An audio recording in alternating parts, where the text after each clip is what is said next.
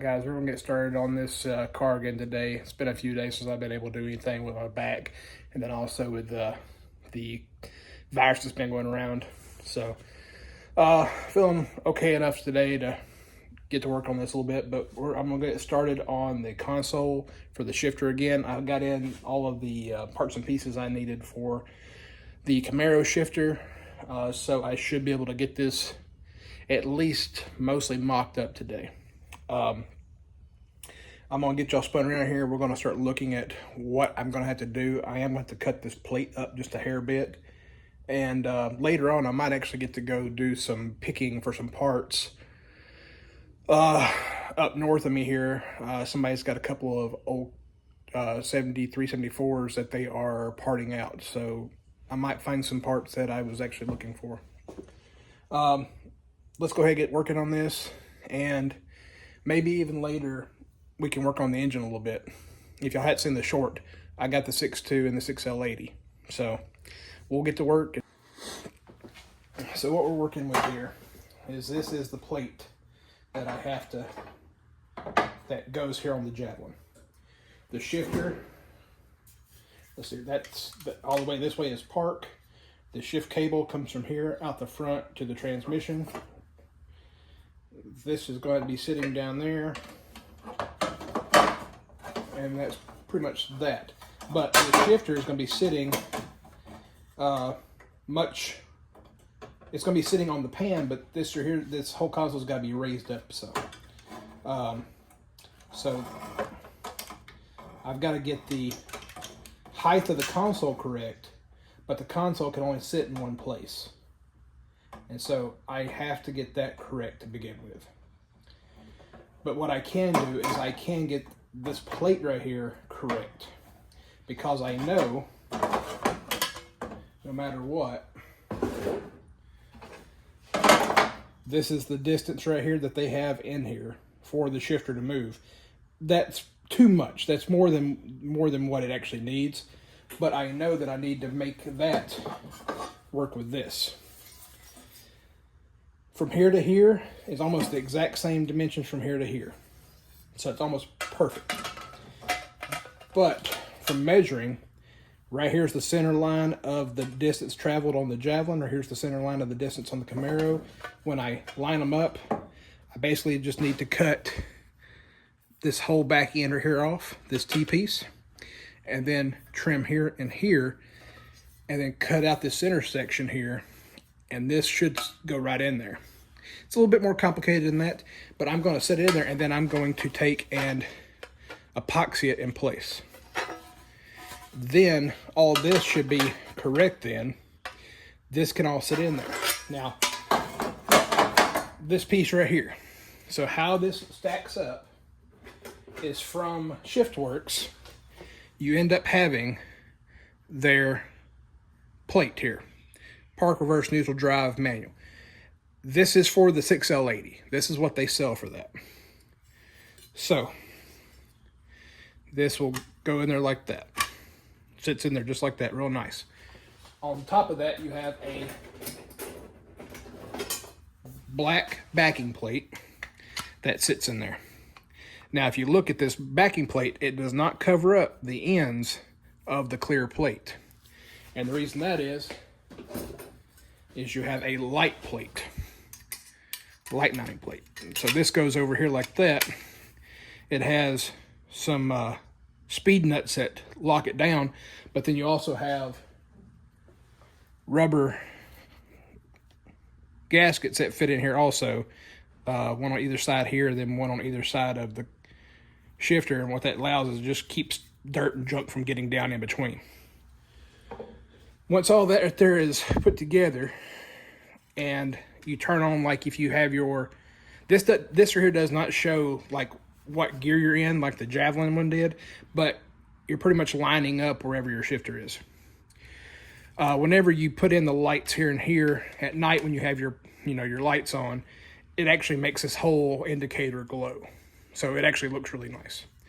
But anyways, that's the parts I was needing. I had to get this piece, the backing plate, the light plate, and the gaskets. pretty sure that's all I had to get from Heartbeat City, which is the company I ended up getting all these parts from. I'm going to go ahead and start trimming on this. And getting this part trimmed out and cut for this to fit in there. We will see how this works out. I'm not too worried about these parts.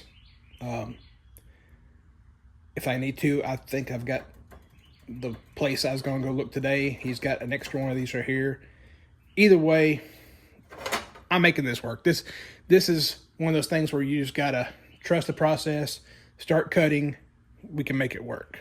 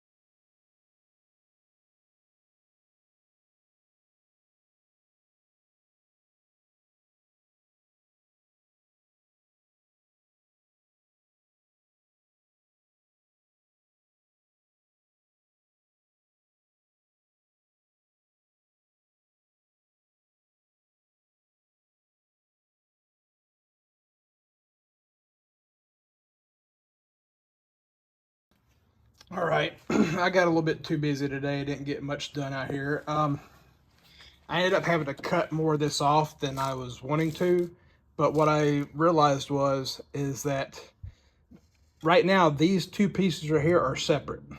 This here is actually holding them together, and I can use the mounting bolts to hold it all together. But I'm kind of not liking how this is sitting up higher than everything else. It really isn't that big of an issue, but aesthetically, I'm not pleased with it.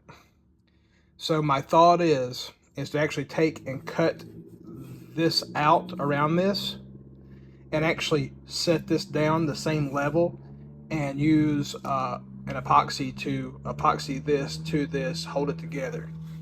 Not sure how well that'll work. This is cast. Somebody has got a loud vehicle, my goodness. Anyways, I'm going to continue working on this to figure it out. This will work. I've got it set up.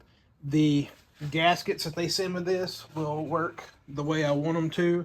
They can still, there's still mounting holes on the plastic in here that will hold up one side, and then there's the mounting brackets in here that'll hold up the other side. That's like I said, it's not an issue. I've just got to figure out how I want to inlay this. It's one of them things, you know. I try a few things I'm not happy with something, and then I'll change it up. But I'm on the right path of where I need to go with this. Like I said, this here comes up. I had to do several cuts though because of the lighting. So that's how that sits in there.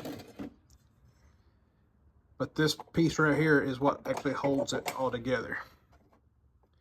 And that right there sits in there nice. After I get all this, like console go in, shifter go in, get mounted, and then this piece right here will get laid in. I've got to make, I probably got to trim these pieces right here off on both sides. I've got to make a curved piece that will fit in here that will cover this up, that actually has, that will come up right to the edge.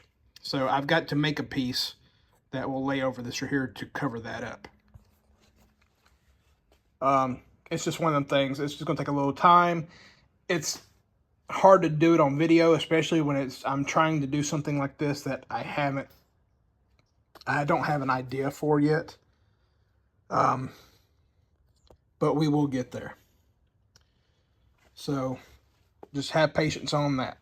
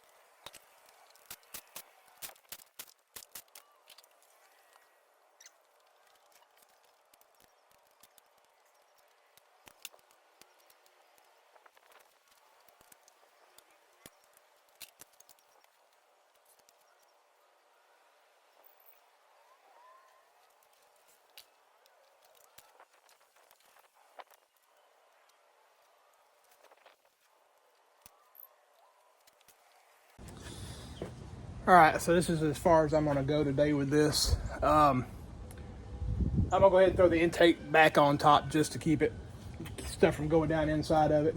And on the next day I get a chance where it's not terrible weather, I'm going to pressure wash as much as I can. It's got to get the oil off of it, get the oil pan off more than likely, the manifolds, and start going through and getting stuff figured out what I need to as far as any delete kits, pulley realignment, and stroker kit. So we'll get there. This is phase one, clean it up. So it's a good looking engine. It doesn't have a lot of, it's got, you know, some dirt and grime, but it doesn't have a lot of corrosion, which is what I was looking for, was a clean engine. But I believe this is going to be a really good engine. It looks really clean down inside, and I think it's going to work just perfect, just for what I'm looking for. So I'm going to stop there for today. We'll get to work on some other stuff on it, and I'm going to get it covered up and get it pushed over to the side for right now. For people who don't know, we're going to take this right here and stroke it out and eventually supercharge it. We'll get there. But right now I'm going to strip off the front end of it, as far as like the alternator, get it out of the way, and that way it'll be a little bit easier to work around inside the engine bay.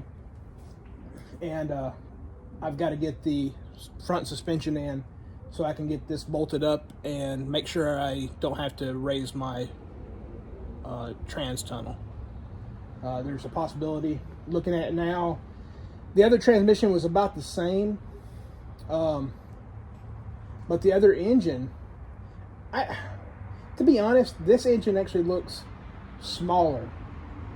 And it looks a lot smaller now that I got that big truck intake off of it, you know. Let me throw it back on it real quick. This thing looks just massive with this truck intake on.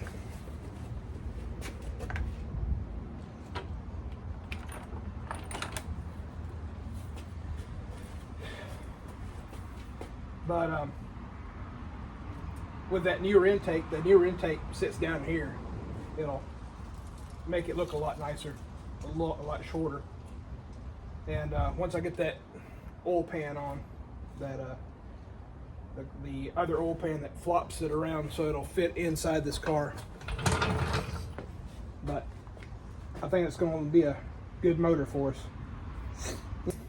So I'm probably going to call it for the day.